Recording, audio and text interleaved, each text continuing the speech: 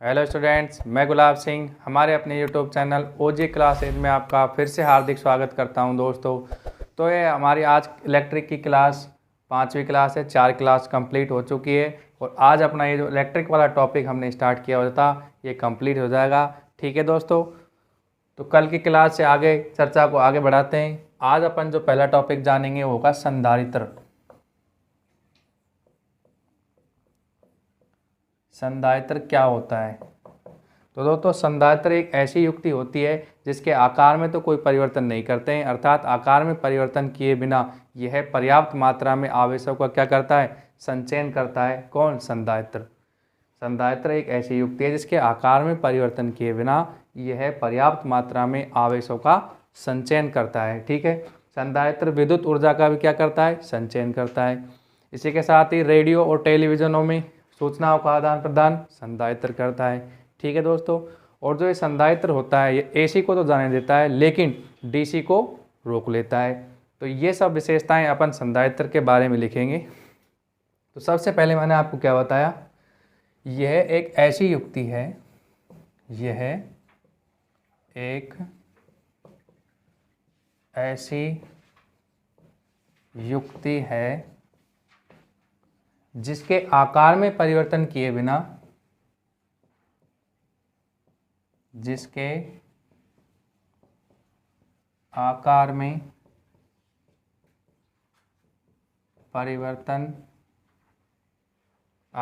परिवर्तन किए बिना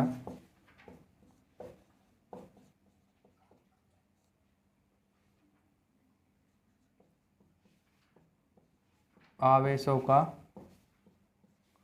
पर्याप्त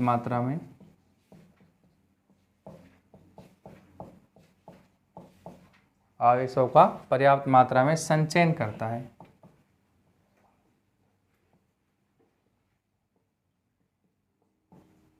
संधारित्र कहलाता है। तो मैंने आपको क्या बताया, यह एक ऐसी युक्ति है जिसके आकार में परिवर्तन किए बिना पर्याप्त मात्रा में आवेशों का संचयन करता है। कौन? संधारित्र। इसके बाद मैंने इसकी अगली विशेषता क्या बताई थी, यह विद्युत ऊर्जा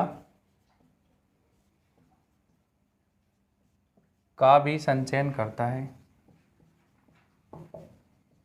आवेश के साथ साथ विद्युत ऊर्जा का भी संचयन करता है। ठीक है स्टूडेंट्स, इसके बाद में मैंने क्या बताया था संधारित्र के बारे में, यह एसी को तो जाने देता है लेकिन डीसी को रोक लेता है। यह एसी अल्टरनेटिव करंट को जाने देता है लेकिन डीसी को रोक लेता है। एसी को नहीं रोकता है, डीसी को रोकता है। इसी के साथ मैंने एक और बताई थी संधारित्र के बारे में कि जो रेडियो और टेलीविज़न होते हैं इनमें सूचनाओं का आदान प्रदान भी कौन करता है? संधारित्र करता है। तो ये भी आप लिखेंगे, रेडियो तथा टेलीविज़न, डायरेक्ट टीवी लिख दो। रेडियो तथा टीवी में सूचनाओं का आदान प्रदान करता है।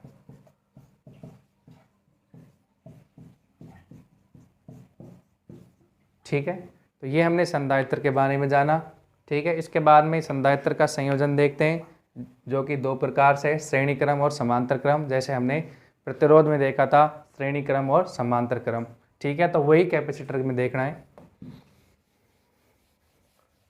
तो नेक्स्ट हेडिंग डालेंगे संधारित्र का संयोजन।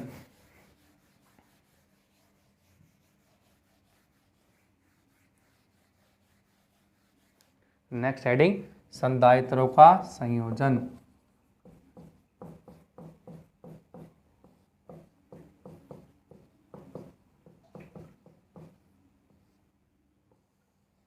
पहला कौन सा बताया था? श्रेणी क्रम संयोजन।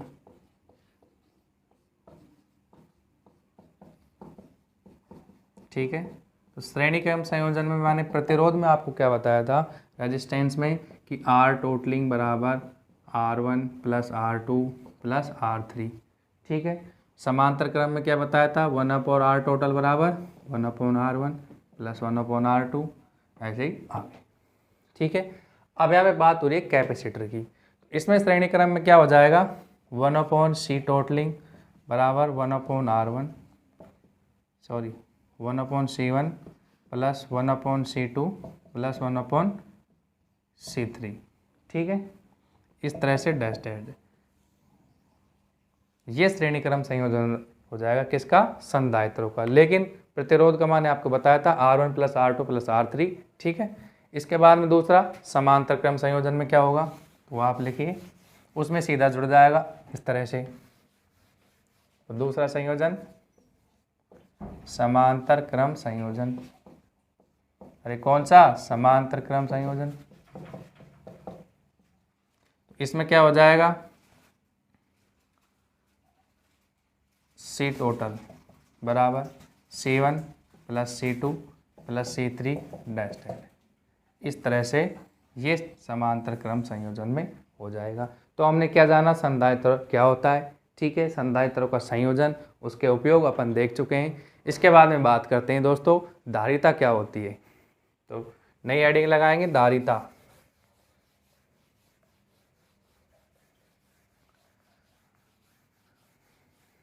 ठीक है, नई हेडिंग लगाएंगे, धारिता क्या होती है।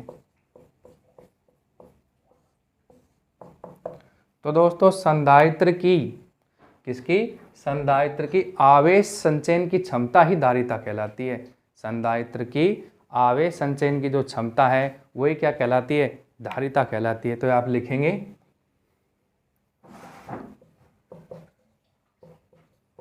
संधारित्र की आवेश संचयन की क्षमता, आवेश संचयन की क्षमता ही क्या कहलाती है, धारिता कहलाती है। माना किसी संधारित्र में,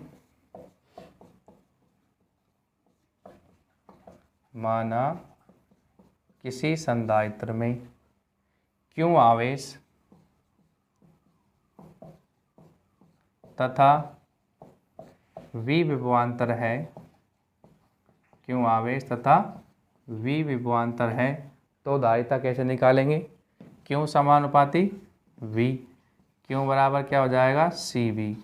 C क्या है यहाँ पर, धारिता, तो C बराबर क्या हो जाएगा, Q/V।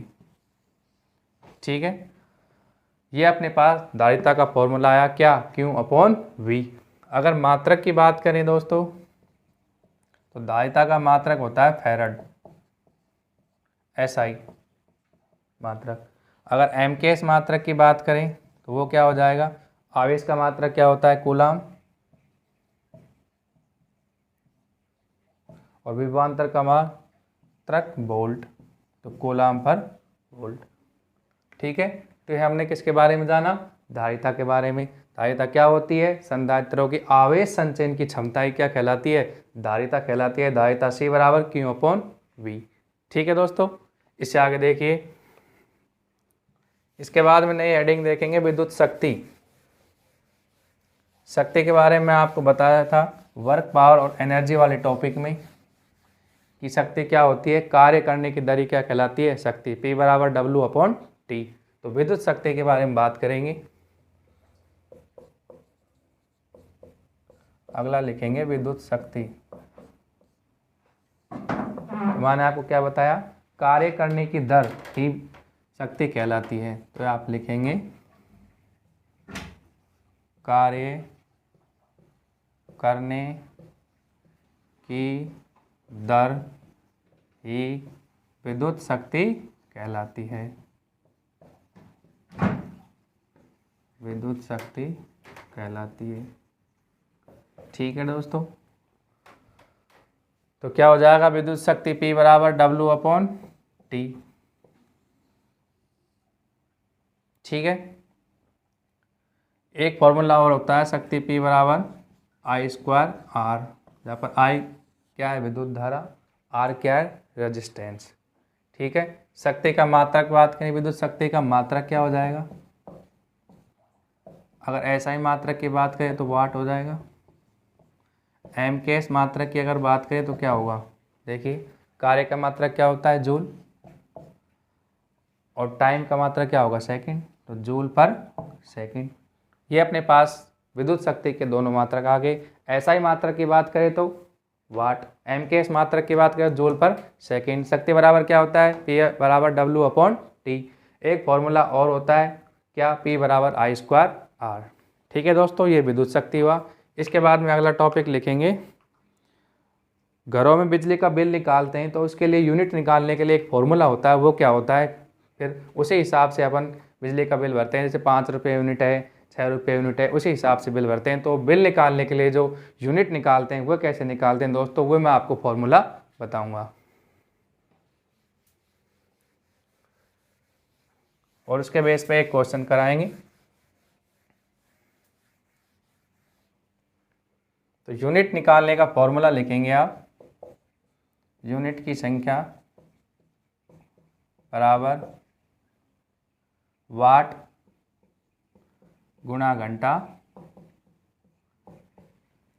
इंटू दिन बटा 1000। ये इसका फॉर्मूला है यूनिट निकालने का, वाट इंटू घंटा इंटू दिन बटा 1000। ठीक है, इसके बेस पे किसकी संख्या आएगी? यूनिट की संख्या। ठीक है, तो इसके बेस पे एक न्यूमेरिकल लिखिए।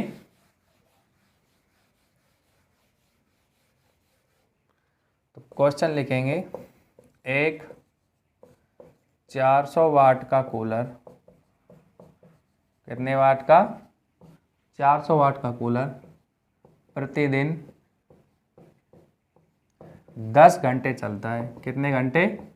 10 घंटे चलता है।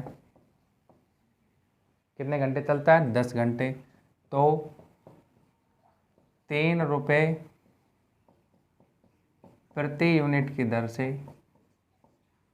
एक यूनिट का कितना रुपया? 3 रुपये प्रति यूनिट की दर से मासिक बिल की गणना करें। ये बेसिक सा क्वेश्चन मैंने आपको दिया है। ठीक है, तो मैंने अभी आपको क्या बताया? यूनिट बराबर क्या बताया था? वाट, कितने वाट का है, इंटू घंटा इंटू दिन बटे 1000। ठीक है, वाट कितना है अपने पास? 400 वाट का कूलर है। घंटे कितने चलता है पर डे? 10 घंटे। मासिक बिल की बात करें तो महीने 30 दिन बटे 1000। 3 0 से 3 0, 4 3 12, 120 यूनिट।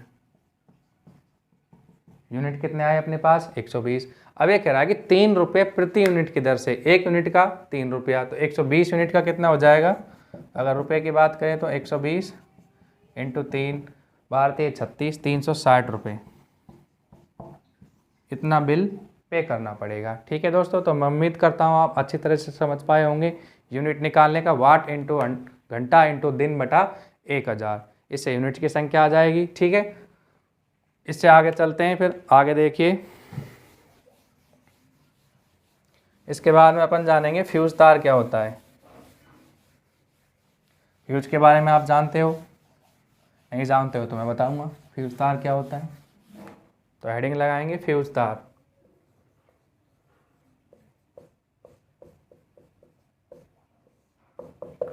फ्यूज तार क्या करता है? अन्य उपकरणों को खराब होने से बचाता है। अपने घरों में भी लगा होता है फ्यूज तार। अन्य उपकरणों से क्या करता है? सुरक्षा करता है। इसको श्रेणी क्रम में लगाया जाता है। फ्यूज तार को किस में लगाए जाते हैं? श्रेणी क्रम में। ठीक है, किस किस का बना होता है? SN और प्लस PB, यानी कि टिन प्लस शीशे का बना होता है। तो ये फ्यूज तार के बारे में लिखेंगे कि यह अन्य उपकरणों को खराब होने से बचाता है। फ्यूज तार क्या करता है? अन्य उपकरणों को खराब होने से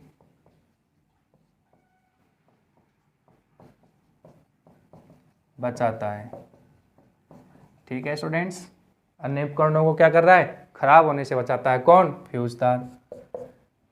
यह SN प्लस PB यानी कि टिन प्लस शीशा का बना होता है।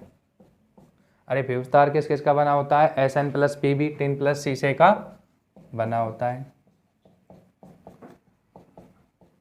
इसके साथ ही मैंने बताया था फ्यूज तार कौन से क्रम में लगा होता है, श्रेणी क्रम या समांतर क्रम, श्रेणी क्रम में लगाया जाता है। तो ये भी आप लिखेंगे, यह श्रेणी क्रम में लगाया जाता है। कौन से क्रम में? श्रेणी क्रम में। फ्यूज तार का प्रतिरोध कैसा होगा? उच्च, और गलनांक निम्न। तो ये भी आप लिखेंगे कि प्रतिरोध तो कैसा होता है? हाई, इसका प्रतिरोध उच्च व गलनांक निम्न। अरे प्रतिरोध तो कैसा होगा?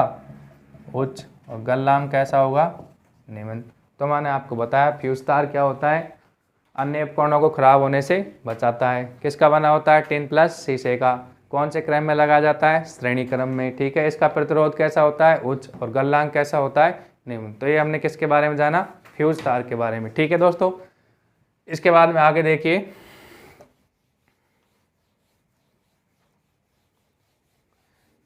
इसके बाद में बताता हूं मैं आपको जूल थॉमसन इफेक्ट क्या होता है। तो नई हेडिंग लगाएंगे, जूल थॉमसन प्रभाव।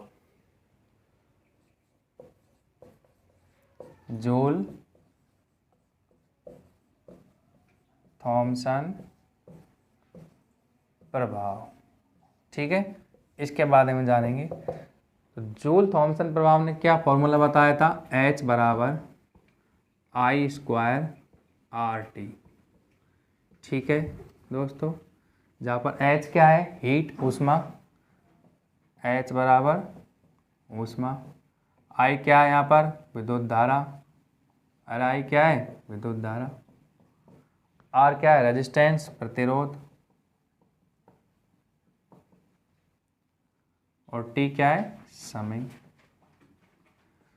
तो दोस्तों जूल थॉमसन ने क्या बताया कि जो ऊष्मा होती है विद्युत धारा के वर्ग के समानुपाती होती है, प्रतिरोध के समानुपाती होती है, टाइम के समानुपाती होती है। यही अपना जूल थॉमसन इफेक्ट है। या आप लिख भी सकते हैं कि जूल थॉमसन ने बताया कि जो ऊष्मा होती है यह विद्युत धारा के वर्ग के समानुपाती होती है, प्रतिरोध के समानुपाती होती है, टाइम के भी समानुपाती होती है। ठीक है दोस्तों, जो फॉर्मूला है H बराबर I स्क्वायर RT, ये कई बार पूछा हुआ है, इसके बेस पर न्यूमेरिकल भी आते हैं। तो ये आपको ध्यान रखना है, और अगर आप परिभाषा लिखना चाहते हो तो आप लिख भी सकते हो।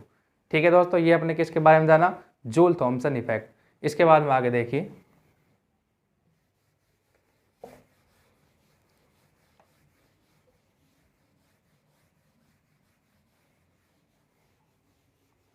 इसके बाद में देखेंगे विद्युत बल रेखा। जैसे चुंबकीय बल रेखा देखी थी, इसी प्रकार विद्युत बल रेखा। क्या इनके गुणधर्म होते हैं? ये क्या है? धनावेश, और ये क्या है? ऋणावेश। तो विद्युत बल रेखाएं धनावेश से निकलती हैं और ऋणावेश की तरफ जाती हैं। ठीक है, धनावेश से निकली, ऋणावेश। तो दोस्तों जो विद्युत बल रेखाएं हैं ये धनावेश से तो कैसी होती है? स्टार्टिंग, और समाप्त कहाँ पर होती है? ऋणावेश पर। तो ये आप लिखेंगे कि विद्युत बल रेखाएं धनावेश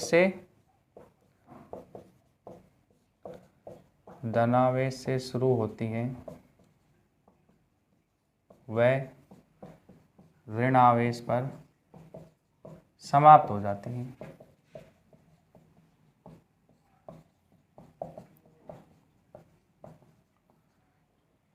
विद्युत बल रेखाएं कहाँ से निकली? धनावेश से। समाप्त कहाँ पर हुई? ऋणावेश पर। ये कैसा वक्र बनाती हैं?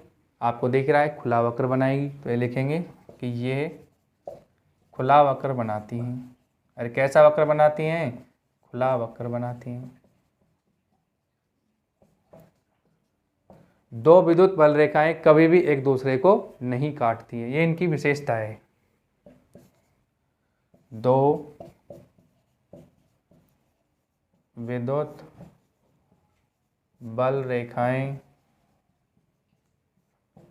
कभी भी एक दूसरे को नहीं काटती हैं। दो विद्युत बल रेखाएं कभी भी एक दूसरे को नहीं काटती हैं। क्योंकि क्यों नहीं काटते हैं? क्योंकि कटाव क्षेत्र पर विद्युत क्षेत्र की दो दिशाएं प्राप्त होती हैं। कटाव क्षेत्र पर विद्युत क्षेत्र की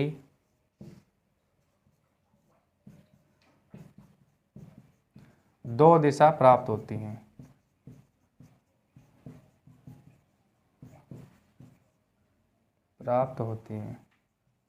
ठीक है दोस्तों, तो ये हमने किसके बारे में जाना?